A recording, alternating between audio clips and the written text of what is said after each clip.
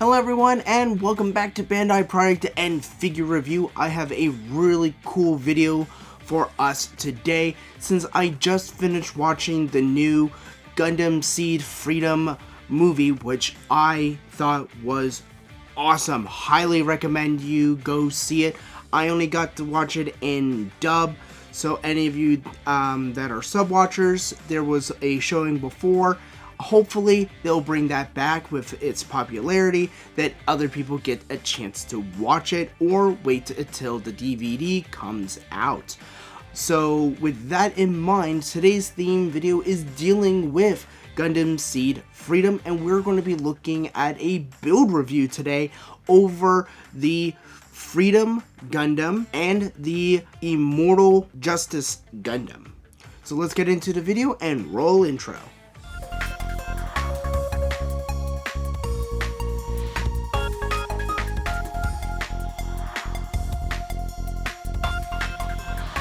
As you can see, I have already have these wonderful model kits completed.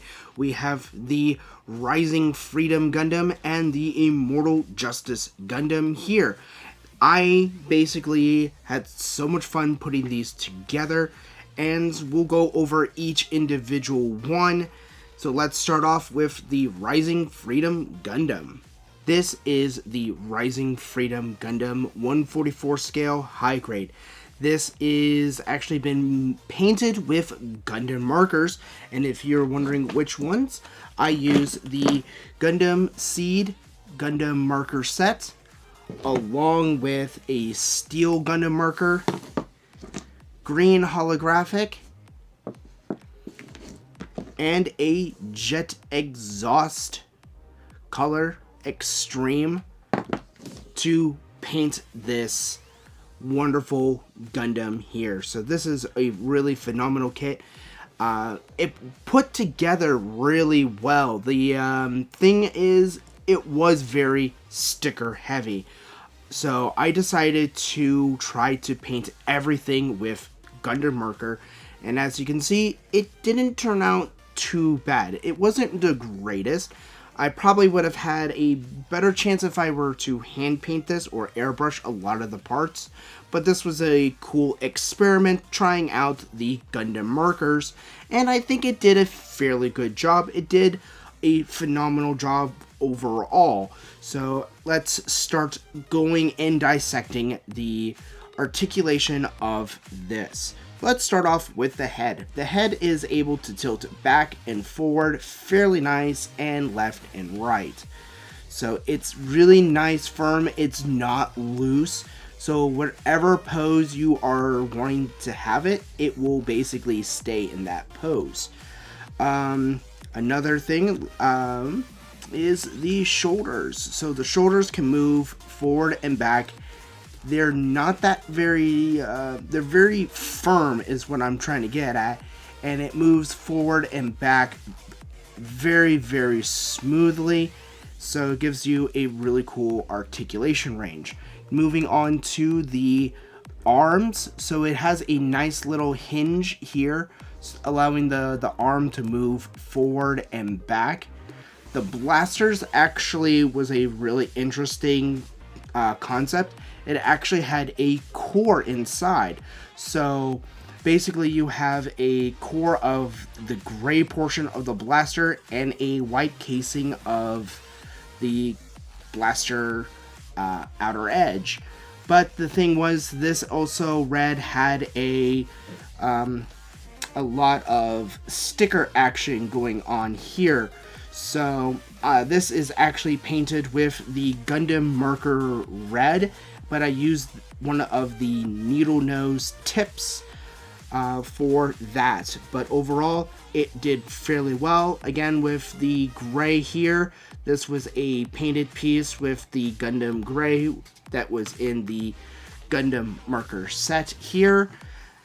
And overall, it went really well, with a highlight of the metallic gunmetal for the tip of the barrel. So I also did, it's kind of hard to see in the blaster portion, but I also have the reflective sight here which is a blue metallic color. So overall, this looked really nice. The articulation is fairly good. Moving on to the legs, it bends really nicely for how well the articulation is for a high grade. So it gives you great motion, great range with the toe and the heel. And as we can see in the back, it can go really, really far. So this gives a great range of articulation. Speaking of that, the hips actually do turn side to side. And another thing with this is, let's get this off its stand real quick, is at the very, very bottom, it gives you a option of pushing the legs forward or back to give you a more solid or more articulation. All you have to do is pull forward and back to give you a wider range of motion. Another thing that I noticed when I was working on this kit is when its frontal armor here, it was in one solid piece, but the instructions actually do state that you can actually cut them in half, which allows you to have independent moving armor pieces. So do be careful when reading the instructions on where to cut the nubs for you to be able to do that. Overall, the forward and back is not too bad. It does a really nice job. Now we are getting into the shield portion, so let's put this back on the stand and we'll finish off with all of its cool weapons.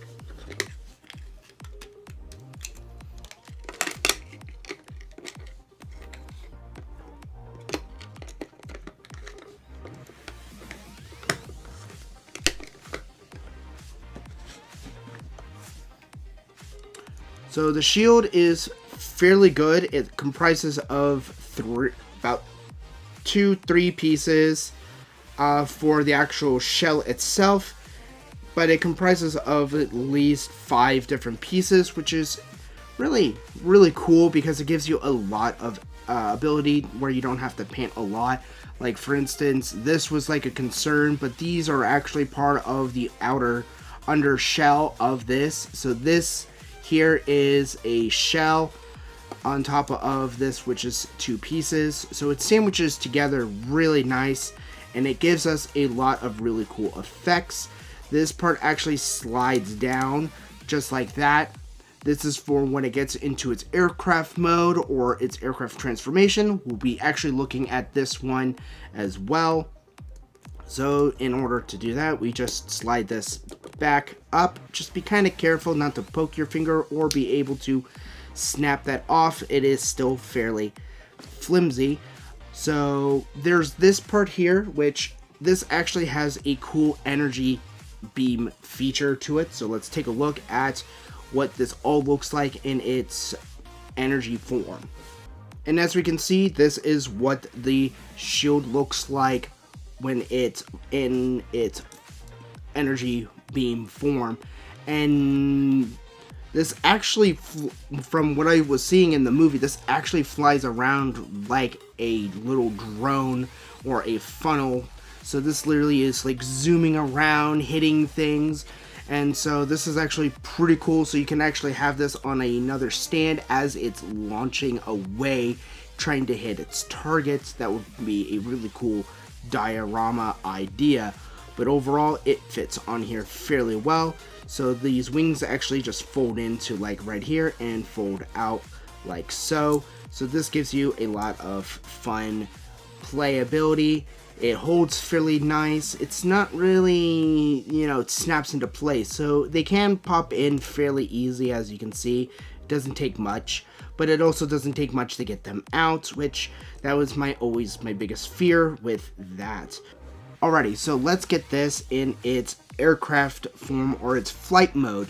I have already taken off the blaster and the shield from him, so let's take a look at how these two go together. So with the blaster, all we have to do is we have to just bend it that way, and now it is ready to be put on the shield.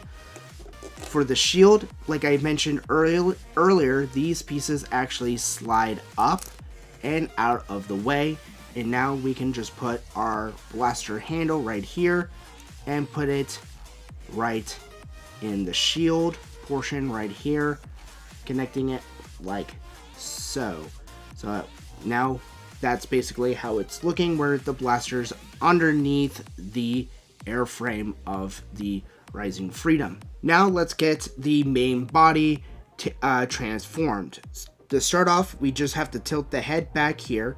Now we can rotate the model over, and now we have the nose cone for the flight mode. And all we do is slide that forward, clip that into place, and extend these two canards out from the nose. So now we can actually start moving to a sideways position like this. And as we can see, it's starting to look a little bit more like an aircraft. But in this case, all we have to do is lift up the heels and ankles to give us an upward and more aerodynamic. And the cool thing is it actually gives us little upward fins on the calves right here. And there's just a little lever that you can rise those up like so, giving us a cool kind of aerial fin.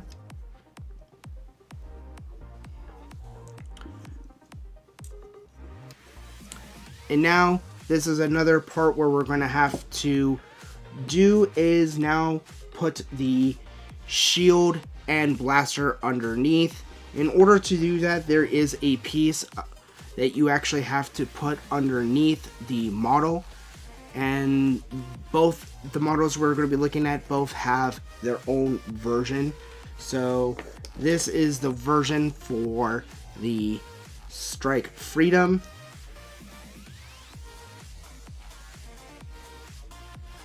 This is the version for the Rising Freedom, and how that piece goes, it literally just goes into the peg hole where you would put your model kits, and all we do is just slide that little bad boy right between the legs, and now we can actually put our shield and blaster underneath, and there's a nice little peg to connect it right there.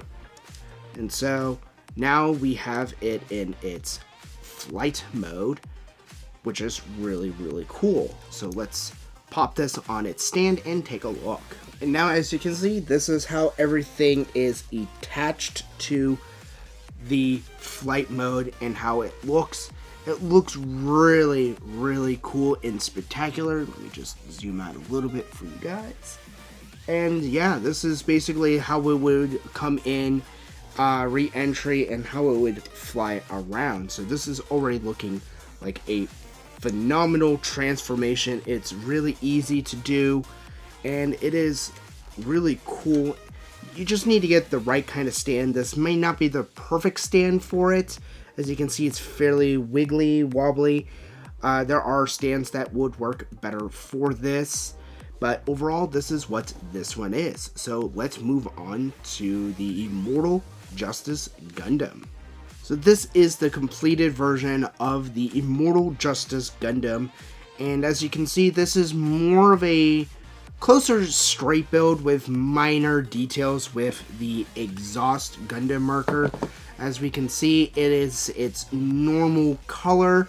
The only thing I really did was with the blaster, like I said, with the Rising Freedom, is that each one of these areas was a sticker, but I decided to paint it. This is also a shell, so 2 pieces, and a core for the blaster, and it does turn out fairly well. And I did just some minor touch up with Gundam markers for the red, which I used part of this Gundam marker pack. Link down in the description for these sets, where you can get them at Hobbytown USA and various other hobby shops. So let's get back into analyzing the Immortal Justice. Articulation wise, it's all going to be about the same with the Rising Freedom. Really good joints. The wings move fairly well up and down, so they don't expand out, but they do have a nice fold in and out ability. Articulation is really good.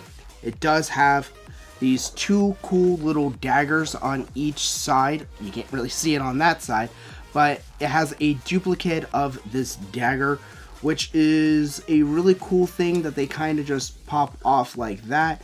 The cool thing is they get this cool energy beam. What I did was I painted a chrome silver from a Gundam marker, but this just clamps on to the blade itself, just like so. And this is basically the full blade right here that it can hold, and it would have like 2 of these blades. So this is actually a really cool feature to keep giving it like cool gimmicks. Other part is the shield. It also has some really cool gimmicks, and that is a beam portion right here, and that's to give it like that funnel thing that we were seeing with the on the other one. So the other thing is that this actually has some really cool wings that open up in the shield. As we can see, the shield wings just fold in and out just like that, and it has this lovely sandwiched version of this as well, which I added a little bit of an exhaust onto here. So this would also kind of fly around like a drone.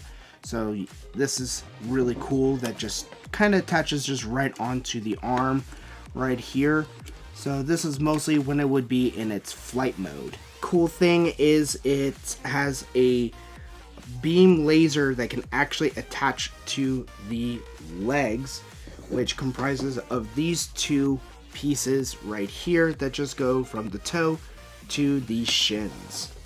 And now we have those cool shin to toe blades where you can do like really cool battle kick modes. Just like the Rising Freedom, this also has a flight mode. It does change a little bit differently, but it's similar to the Rising Freedom. So let's take a look at what we need to do to transform this. So first off, we will take off the shield. So the shield just comes off just like that. And we'll take off the rifle. Like the Rising Freedom, this does not have a sliding gimmick. It just has this open slot right here. So this is basically, we just tilt the rifle handle and we just slide that into that spot right there. And this is where we would reopen the wings on here. So that will be the bottom portion for the shield. I believe it actually goes the other way around, where the blaster faces this way. So yep, there we go. So this is the correct way for the blaster and wing set for the shield. So let's take a look at how to transform the Immortal Justice Gundam. So we need to go back to the backpack. This is a part that is a 2-part piece, so that actually just pops off like that. Do be careful, I accidentally glued this before reading the instructions, and that was a fun time trying to make sure this wasn't sealed. So definitely read the instructions properly. So we just set that there for right now. So what we do is tilt his head back, and we'll go from the front, in this case for you guys, front, and we just slide that in place, making sure his white horn is nicely in place. And then we take our other half and we just slide that right back into place, and there's a little peg hole for this where we just snap that into place. So now that it is fully in place, we can now start taking him off of here, and let's take off some of his beam effects. We're not going to need them for that. So now we are going to put him in the inverted or flight version, and we're just going to raise him up like this and just like that. And we're just going to spread his wings out a little bit more, and we can readjust the jet nozzles just like that. So there is a nice little gap hole right here, so you want to basically slide that within here, slide just like that, where you have that piece popping out like that, and then you can just slide the rest right into place. And there we have it. So we can just straighten out the arms, and we can now put the shield at the bottom. And there we go. Now we have the Immortal Justice in its flight mode. So it doesn't have a cool cardinal thing like that, but it is really, really cool. And it can just spread its wings out a little bit more. You could just raise that up actually, just ever so slightly, and then you can spread the wings out even more, giving it a kind of a high angle of attack kind of thing, just like that. And so it just flies in just like that.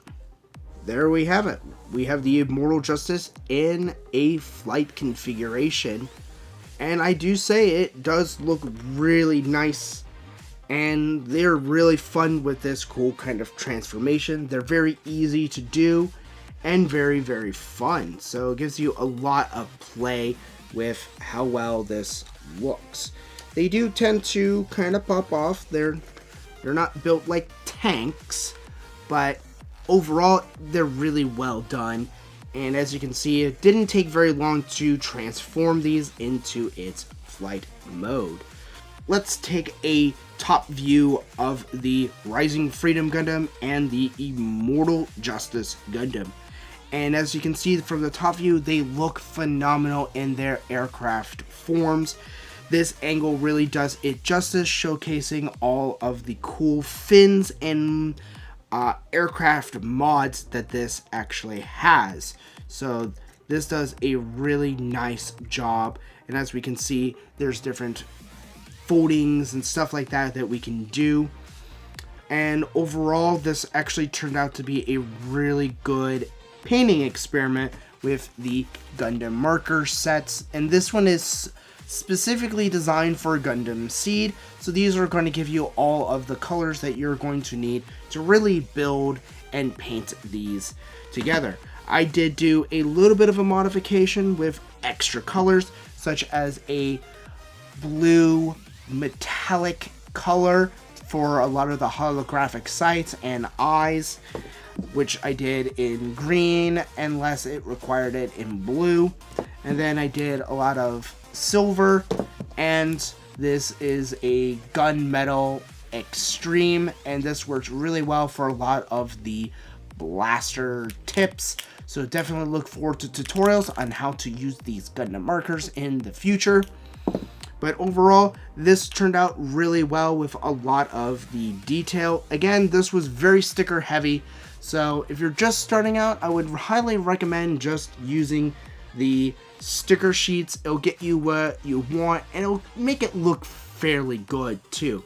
So I'm not bashing on the stickers, but if you wanted to get away from the realm of stickers to get more detail to your model, painting eventually will be the next step. And that's where these Gundam markers come in handy. Moving on to the Immortal Justice Gundam, right on my left-hand side. It went fairly well as for build quality. I did have some issues with the leading edge here. It did snap in half on me for this gray piece, but I was able to glue it and do a nice little polish. So Fixing wise, it's really easy as long as you're careful. Other than that, everything on here went really well, and all I did was minor highlights, so a lot of this is basically straight color, except for the fins on the bottom. I did paint those white. They do come as stickers, but with the fact that it folds in and out, that could wear the stickers out eventually, so having a painted surface with it being sealed would keep it from peeling or fraying or chipping away if you wanted to transform these or play with these a little bit more or change their pose. But overall, these turned out fabulously. I highly recommend getting these if you are a Gundam Seed fan, and there are even more coming out later in the year, so definitely look forward to those reviews of build and unboxing. So overall, I highly recommend getting these. Alright everyone, that's going to conclude this build review of the Rising Freedom Gundam and Immortal Justice Gundam from the new movie Gundam Seed Freedom. Like I said in the beginning of the video and throughout, these were phenomenal kits. The build quality was really top notch. The articulation was really nice. Do still be kind of careful for those thinner pieces. Other than that, I had no problems building these. I highly recommend getting these. They are really good quality, and if these are the future of build quality, the only thing that I would like to see more of, and sad to say because I'm a modeler, is more parts. For the fact that they're multicolored, this would be a really good benefit to make those multicolored pieces other colors or separate pieces altogether. Several things with the Rising Freedom that I would have loved them to be two separate pieces, mostly dealing with the wings. So they are sticker heavy with the trailing edge, but I ended up deciding to paint mine. But overall, it turned out really well, and I do recommend getting these. So that's my honest review for how well these actually turned out, and I hope you guys like this type of content. Please like and subscribe. It's you guys that are making these videos possible. I am reading those comments, so definitely leave those comments down below. Definitely let me know what you think, if any of you guys have built any of these, if you had any problems, or what you liked about these kinds of kits. So until then, I will see you guys in the next episode.